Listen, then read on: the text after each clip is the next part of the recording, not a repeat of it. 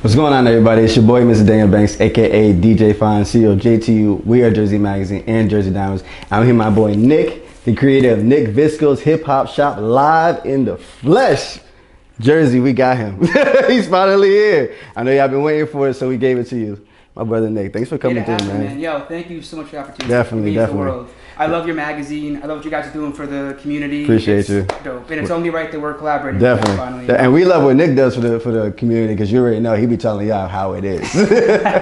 So let's get to know Nick, man. I know you guys have a lot of questions. You guys have been letting us know what you want to know about Nick, so I'm gonna let Nick know what you guys want to know about him. So let's go back and let's start about your career as becoming a podcaster, right? So tell me about your first initial interest of becoming a podcaster. Yeah, so growing up, I used to love radio, still do. But back in the day, going to school, listening to like PLJ, listening to Hot 97, all those stations really piqued my interest in the whole art of talking. You know what I'm saying? And especially being a kid who wasn't that much of a talker back then. It always was a way of me being able to kind of like study and learn how to have conversation, because I was so like, you know, isolated and so like shy all the time, and that kind of brought me out of my shell a bit. And that's where the interest got piqued, but that wasn't exactly what I wanted to do growing up. I always had an interest in drawing and animation growing up, and it just so happens that music and talking now is my life right now. So it's funny how life works out like Absolutely. that. And now you went to school for what? Radio and television, right? So now, did you imagine yourself having your own show, or did you imagine yourself kind of working on other, you know, Sigmas or shows, you know, and they're kind of getting your foot in the door? Like how did this whole podcast thing even like come about? Let me tell you something, bro. I had no fucking idea. I had no idea what I was doing. Before college, I wasn't the best high school student. The grades weren't there for me to really go away anywhere. I was just kind of, you know, going with the flow of things. My mom pushing me to go visit different colleges, and I agreed to go check out William Patterson. Right? So we go to William Patterson. They have a phenomenal TV and radio station, and my mom always knew that I was interested in editing, arts, and all that. So she just said to me, like, "You know what? Try it. See if you like it, and if not, we got to figure something else out, because you're not doing nothing." You know? Right. We go over there for an orientation, man, and go to Hobart Hall. That's where all the TV and radio stuff is, and I peeped in the brand new TV studio there. I checked out the radio station. The setup was just sick, talking to some of the DJs and the professors and stuff. I'm like, you want to know what? Let's try this shit out. Let's try it. So I go to my mom, like, listen, I'm with it. I'm with it. Let's figure it out. Let's do this. I'm interested in it. So once I signed up, and once I enrolled in William Patterson, I began doing, like, you know, more like intern type stuff to start, like listening to, you know, submissions from underground artists and things like that. Eventually around like my sophomore, junior year is when I got my show, The Hip Hop Shop. Not Nick Viscos Hip Hop Shop yet, just The Hip Hop Shop, where I would just broadcast music that I liked. It was like a blend of both like underground records from around the New Jersey area, and then just records that I liked that I didn't hear on the radio. Because the gripe that I've always had with radio over the years is that it's pretty much just the same songs in rotation all the time. I like the idea and the freedom to play whatever the hell I wanted. Whatever you're feeling at that moment, Exactly. So that's why I found that so attractive. And even at the TV station too, I did some music broadcasts over there as well. And man, that's where it all came together. That's awesome. College. I owe a lot to WP 88.7 Brave New Radio. I owe a lot to you guys. Definitely. Now, where does the hip hop background come from? Because now you called it Nick Visco Hip Hop Shop, so it's based around the genre of hip hop. So where does the love for hip hop come from for you? Yeah, man. Growing up, I didn't have a dad, and I felt like the rappers I was listening to at the time were like my fathers in a way, through the words that they put on record, like guys like Jay, guys like Nas, Big L, and Hobson, Logic, Dizzy Wright, like all those guys really morphed me into who I am from listening to them at such a young age. You know, and of course, like not everything they said was positive, but you have to just kind of understand what's right, what's wrong. You take from it what you need, Exactly. And what I really got from those records was just confidence. You know, like the way that they laid down a bar, man, like the grit and the confidence behind each word just helped me to feel better about myself at the time. And that's where I fell in love with music, period, you know? Music to me, man, is just a way of, you know, expanding your mind, you know? And that's what I got from it. And that's why I fell in love with it in the way that I did. And that's why I wanted to make this platform for underground artists who are trying to get their message out there as well, you know? The major thing that I love most about underground music is the fact that it's raw, right? Yes, they're hungry, absolutely. They want the opportunity. So they're gonna go hard. Yeah. And you could feel that in the music too. Like a lot of the radio records out there, like don't get me wrong, I love all kinds of hip hop, but especially more in the mainstream world, you don't really get that heart, you know, like you don't really get that, you know, it's not thought provoking. It doesn't make you go places in your mind. You know what I'm saying? So when it comes to underground records, you get more of that, you know? Yeah. And it also keeps you grounded too, the higher you go, you know, because it makes you remember where you started. Exactly. And not that I'm on this journey right now, like I'm not a rapper, but I feel like I'm right alongside everyone who I'm promoting and I'm interviewing. It's just such a community, man. You feel the energy that that pretty much everyone's creating, because like you said, the drive, the hunger, the determination to get to that next step, to bring those people with you to that next step, and that's definitely something you're doing on your platform. So we definitely admire that. I appreciate that, man. And same to you guys as well. We appreciate that. Now let me ask. Now let me take it back for a second. So becoming a podcaster, right? What is the type of investments that have to go into that? I feel like a lot of people, because you know, we look at the outer scope. Oh, he has his own podcast, you know, so he likes to talk about certain things. He selects who he wants on his platform, and he gets these opportunities. But what is the type of investment you personally have to do to even start your own podcast? And then, like, you know, do you upgrade things? You know, so there's different sacrifice in it. You know, it's not always like, okay, it's always, you know, great things and people want to talk to me, but there's also like a behind the scenes behind it that goes along. So what's that for you? Yeah, so like the initial investment behind a podcast is a lot, man. Not just money, but time. Right, you know? right. You have to be able to have an understanding about how to allocate your minutes throughout the day. Yeah, you know, like for me, like the major things that I try to base my life around are family, friends, work, and relaxation. I like that. Because if you don't have any of those things, you're gonna go crazy. And I did go crazy last year when I took about a year off from Hip Hop Shop, because I lost myself in the whole grind of everything. Yeah. And I had to reconnect to my foundation and just like start over again. That's why I'm rebranding right now. That's why I'm getting new, you know, intros and graphics and things like that. But back to your question about the investment, it takes money, man. It takes money, and you have to just be smart about how to build up that bank account. You know, back when I first started, I was working on street team for one of the radio stations in New York City, and I was getting paid shit. It was $10 an hour.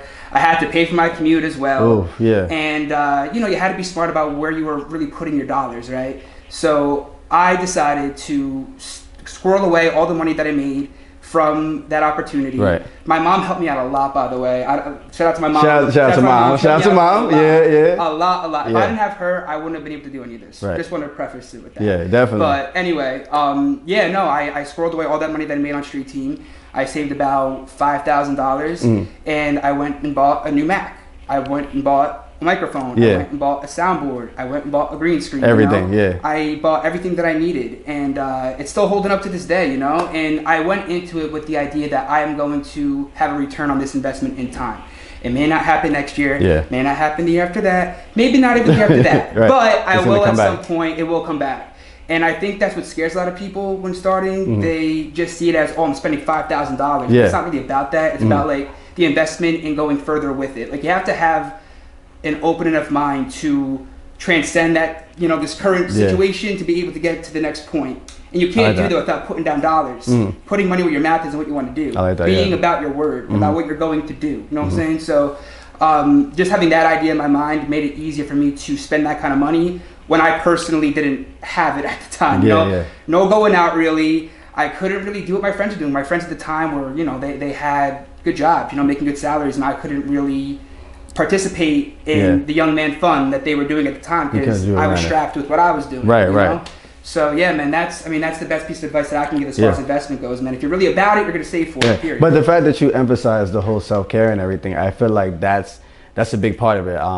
The grind, the determination to get to where you want to get to, but then it's like you forget about, you can really lose self. Dude, you know, when it comes to it. And because think about it, you want to get to that next level, you want to interact with all these people, but then you don't think, well, they won't be here tomorrow. And you know, and if it wasn't meant for me to meet with them, well, then there's other people to me. But the grind is constant. We don't talk about that enough. Right. I mean, especially in this industry, it's about hustle, grind, 24/7. And I get it. You want to be successful. I'm all about that. But at the same time, you are going to kill yourself if you are only about work and not about play. You have to reward yourself in some way or another. Whether that's just going for a walk, hanging out with a friend, you know, getting a massage, I don't know, anything. Like just do something for yourself so you don't lose your mind. Because when I was working at the radio station in New York, and then doing everything for Hip Hop Shop, like with the traveling and everything, it made me depressed. I lost touch with myself. You know, I was getting too wrapped up in everything else, and I wasn't putting enough emphasis and attention on me. Right. And I ruined a lot of relationships too because of that as well. You know, because I wasn't able to fully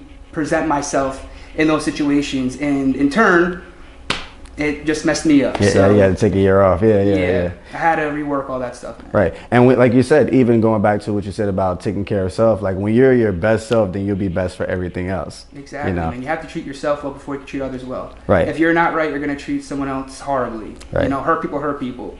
That is true. That is true. You know? Y'all stay tuned for this future conversation that we're going to have in the future. We're going to go real deep into this. So now, what a lot of people I know have questions about is now, how do you get into the thought process of determining, like, do you determine what artists are on your platform as far as who you're giving reviews to, or do you go based off of who submits? Like, how do you go about that process? Yeah, so I do a free music review session on Saturdays at 3 p.m. and Wednesdays at 9 p.m. Okay. And essentially with that platform, you just submit your record, you come by the live stream, and I play you, no questions asked. I don't screen you. Yeah. It's whatever I get in my inbox, I get, and I just react with you live on camera.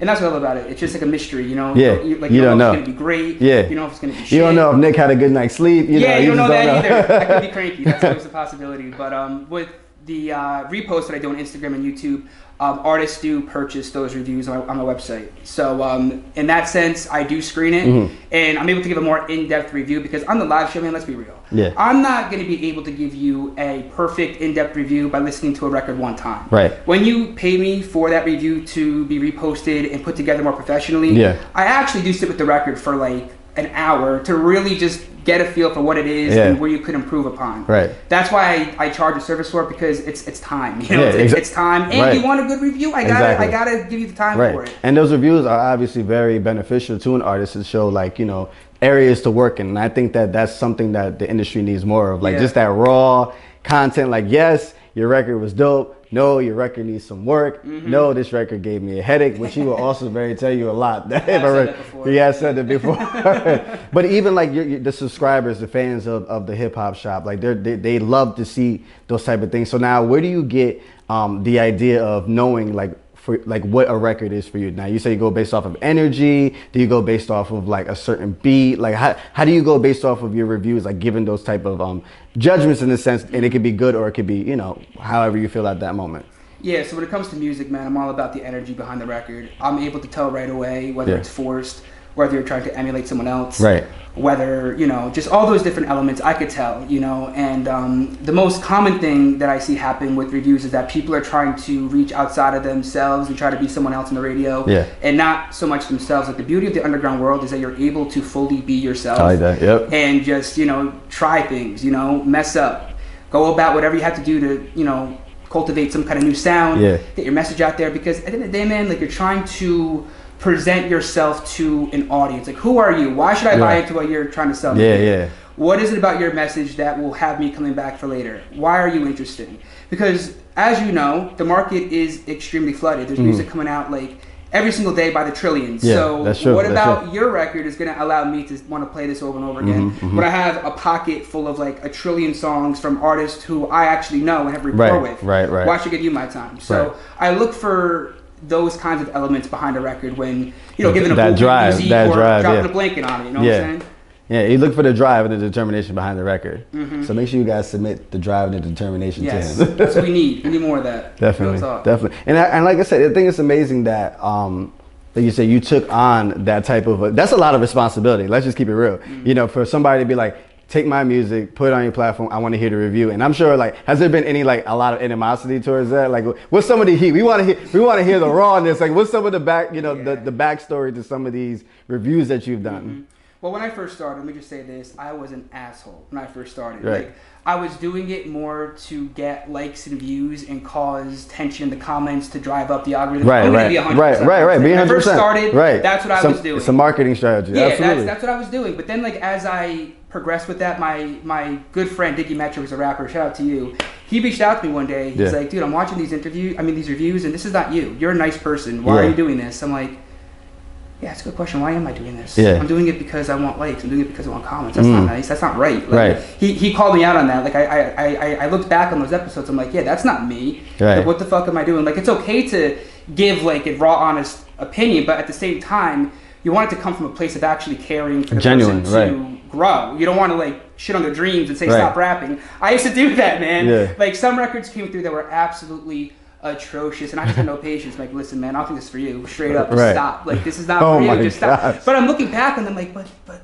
a lot of rappers started off like this. Right. I don't want to be the guy to like tell someone like you're shitting and they just stop. Yeah, stop. When your that dreams. could be like the next like Jay-Z or something. Like, I don't want to be that guy. So I had to like, you know, and that goes back to my time off too. Like I had to just like really like have a new understanding of how I wanted to approach this. Right. I want to be a helpful force. I want to be able to uplift and empower artists to do better, not crush their dreams. Right. So yeah, that's it. I mean, that's the best answer I can give you on that. That's the moral of the story, guys. Yeah, man. I love it. So now, where do we see this hip hop shop going to next? Like, what's the next level? Are we going to like a TV station? Like, what are we looking at? Or am I reading your whole like life story right now? That's a great question, man. To be honest, I don't look too far in the future anymore. Okay. I stress myself out when I think too far, man.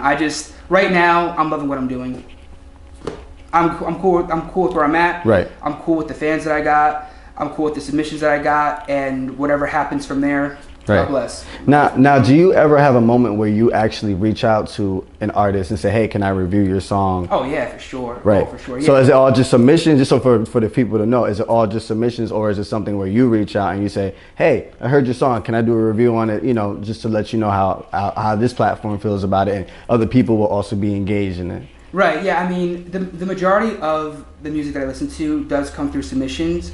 But whenever I have time, I love to dig in SoundCloud and just look for gems, you know? Like, one gem that I found 2 years ago, shout out to Faye in Atlanta. Check this man out. He is so freaking dope. Yeah. He's amazing. And I reached out to him straight up, I'm like, yo, I really like what you're doing. Can I review your song? Can I interview you? He gave me an interview. But yeah, like I do try to go off the path a little bit and try to find artists on my own to reach out to. Like if I really think you're dope, if I really see something in you, I'm reaching out right away. I'm not gonna wait for you to reach out to me. Absolutely. You know, so yeah, it happens not as much because of the time thing, but I'm hoping over the next few years I could actually start having more people on the team. If you want to get into 5 years from now, I would like a team around me to help like present different things to me and help me so I could actually go find more artists on my own. You That's know what awesome. I'm saying? Yeah, that's where I'm at right now with that. That's awesome. Like I said, man, Nick Visco's in the building, man, doing his thing, man. We appreciate you coming through, my brother. Tell them how they can book you, follow you, get on your show and everything, man. Give yourself a big shout out. Yeah, man. So listen, if you want to be on the show, all you got to do is just hit up nickviscoshiphopshop.com. Check out my IG, Nick Viscos Hip Hop Shop, the YouTube, Nick Viscos Hip Hop Shop, Twitch, same thing, Nick Viscos Hip Hop Shop across all platforms. But the best way to submit is on the website, nickviscoshiphopshop.com. Submit, and I'll give you either that boopy music or I'll give you the blanket. It's up to you. You heard it. You heard it here first, man. We are Jersey Magazine. Nick Viscos in the building, man. Hip Hop Shop. Signing off. It's a great conversation, man. You too, man. Appreciate it. We are Jersey. We are Jersey. We are Jersey. We are Jersey.